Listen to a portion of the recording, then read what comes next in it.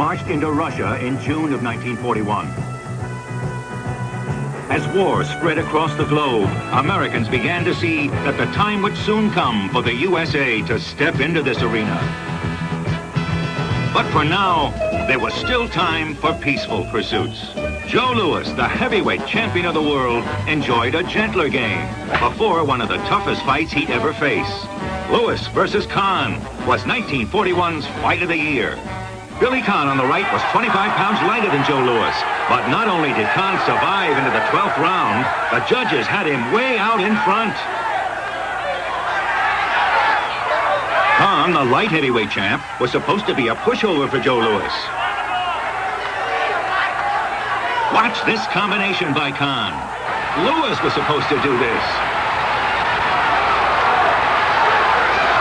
Watch Khan's brutal combination one more time.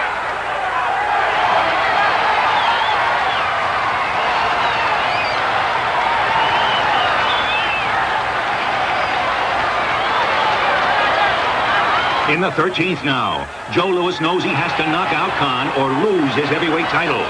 Khan has only to stay out of reach and on his feet to win it. But Khan still wants to mix it up. Can he outpunch the Bomber? This is one of the most famous rounds in heavyweight history.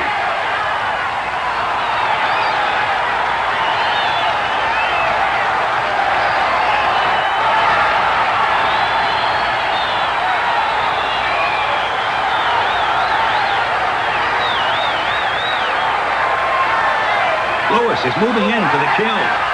Khan may be all punched out. And as Louis said before the fight, he can run, but he can't hide.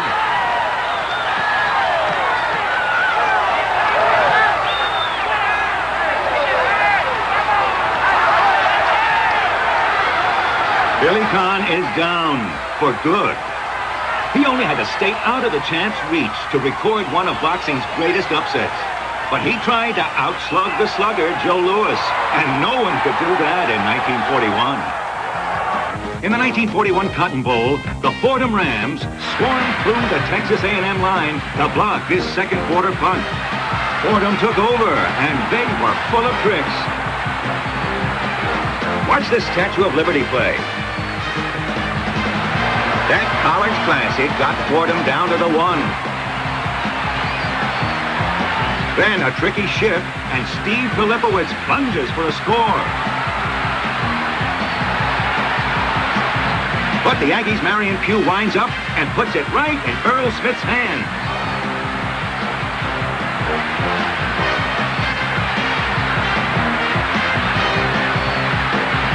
Texas A&M leads 13-6, but watch Fordham's Jim Blumenstock weave, dance, and dive to make it 13-12. The extra point can tie it, but the kick is blocked, and the Aggies win the Cotton Bowl. In the 41 Rose Bowl, Stanford's Pete Kmetovic breaks loose against Nebraska.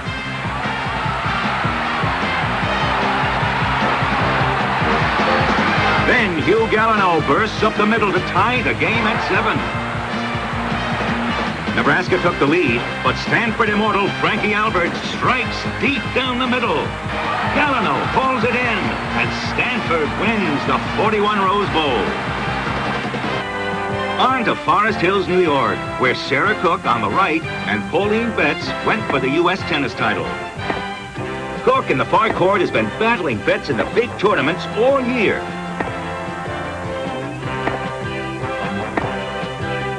But in this showdown, Sarah Cook clearly proved she was #1 in 41 with a 6-1, 6-4 victory. Bobby Riggs took on dapper Frank Kovacs for the men's title. No clowning here for Riggs as he attempts to regain his U.S. crown. Kovacs in the near court took the first set, but now Riggs has him pinned to the baseline.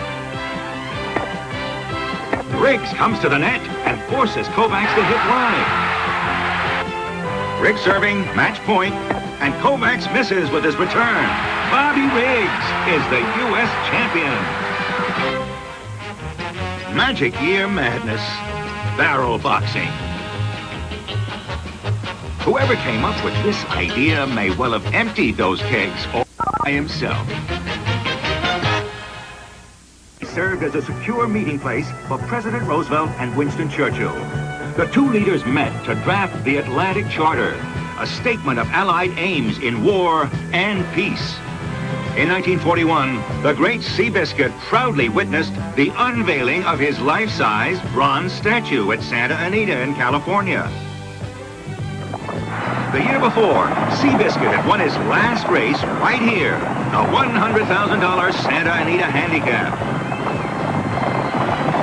Now, Seabiscuit and his fans enjoyed the fact that here, finally, was the statue of a horse without a general in the saddle. 90,000 people were on hand for the 1941 Kentucky Derby. The Churchill Downs fans took their traditional refreshments as they waited for the start. As the horses took to the track, all eyes were on the pre-race favorites, number 9, Porter's Cap, and number 4, the unpredictable Whirlaway, with the great Eddie Arcaro in the saddle. Whirlaway had been inconsistent in 1941, and in the Derby, he let Dispose number 11 and Porter's Cap take the early lead. In the backstretch, Whirlaway is still off the pace, but he's moving up, and the Churchill Downs crowd is waiting and hoping for a fabulous stretch run. At the top of the stretch, half the field is still in contention. But now, Eddie Arcaro steers Whirlaway into the lead. Whirlaway picks up speed with every stride.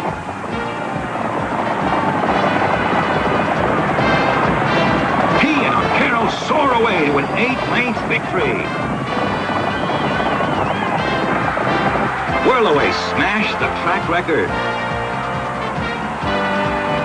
And now, on to the Preakness, where 40,000 turn out for the second leg of racing's Triple Crown. And how does Whirlaway respond to his new fame? Well, here he is on the rail, dead last and fading. Whirlaway's barely in the picture. He's running like a stable pony.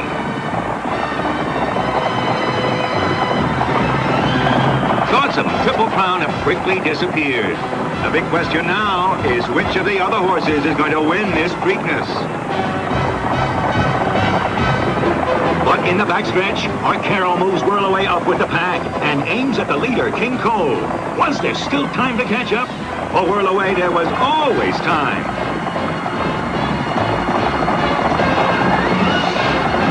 Here come Arcaro and Whirlaway out into the lead.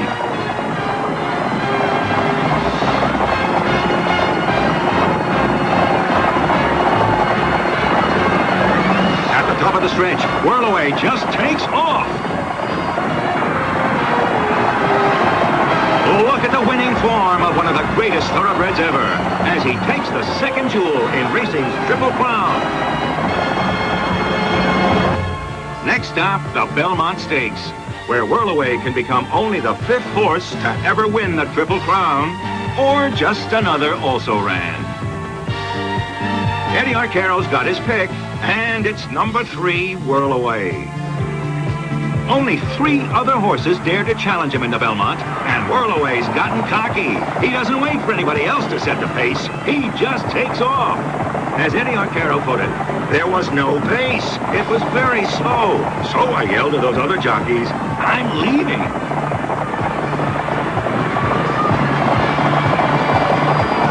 Robert Morris challenged briefly on the home stretch, but there was really never any doubt. The legendary Whirlaway and Eddie Arcaro took the Belmont Stakes and racing's Triple Crown in 1941. For Arcaro, it was the first of 2 Triple Crown wins in a brilliant career. The NHL's top team in 1941 was the Boston Bruins.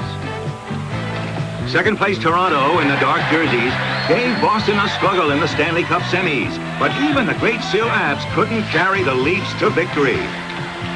The Boston Bruins in white with number 15 Milt Schmidt at center were clearly the best. Watch Milt wind up with this score.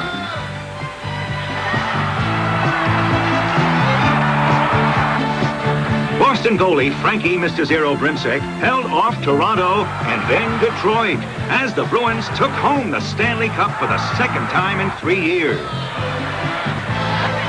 In the 1941 NIT final, Ohio University in white took on LIU. The Ohio boys work it around. They built a big lead in the first half, but in the second, they just couldn't find the hoop.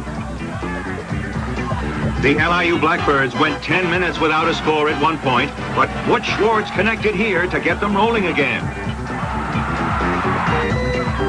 Ohio was led by the great Frank Baumholtz, who hit bombs from all over.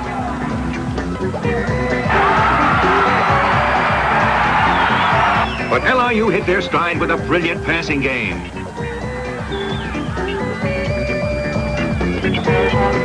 High scorer Butch Schwartz has it here. It's knocked away, but the Blackbirds go back to Butch and pull away to the NIT title. A Magic Years Challenge. Ted Williams made magic in 1941. He did something no American leaguer had done since 1923, and no major leaguer has done since. What was Ted Williams' triumph in 1941? Before lifetime batting average got a big boost in 1941 when he batted .406, the last major leaguer to hit over 400. Pearl Harbor. A December dawn in Hawaii was shattered by the scream of Japanese warplanes. And America was at war. December 7th, 1941, a date which will live in infamy.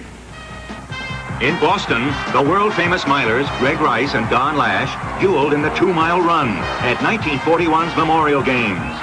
Rice bolted out in front of Lash, who held the meet record for the 2 miles. A great closing kick from Greg Rice took both the race and record in 9 minutes and 4/10. At the AAU Championships, Rice did it again, this time in the 3-mile run. Rice trailed in the early going. But with that closing kick, Greg Rice laps the field. He sailed by his weary competitors to set a 3-mile record of 13 minutes and 51 seconds. Greg's parents were on hand for the magic moment. One of the all-time kings of distance running, Greg Rice. The Army-Navy game, a highlight of the 1941 season. Navy punts in the second quarter. Army's Hank Mazer fields it and hands off to Ralph Hill, who sees nothing but open field ahead. Hill takes it 56 yards before the punter, Buddy Werner, finally catches up with him. Hank Mazer does it himself this time, as the cadets march to the 1-foot line. Jim Watkins goes in for the game's first score. But Navy QB Barnacle Bill Busick hit Bob Proud here as the midshipmen turned it all around in the second half. Busick faked this pass and took it to the 2.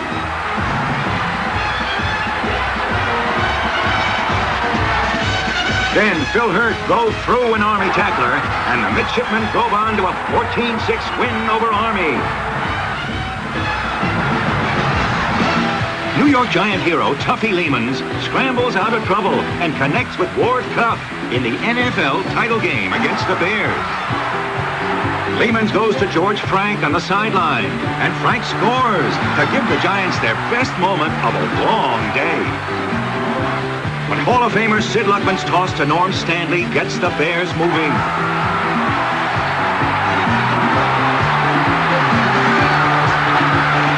George McAfee scores, and now it's all Chicago. The Giants try a flea flicker, but Chicago's Ken Cavanaugh picks up the loose ball as the Big Bad Bears roll on to a 37-9 victory. Hit off the balls of your feet. Good golf style in this Magic Years madness from 1941. I wonder if she ever considered holding for place kickers.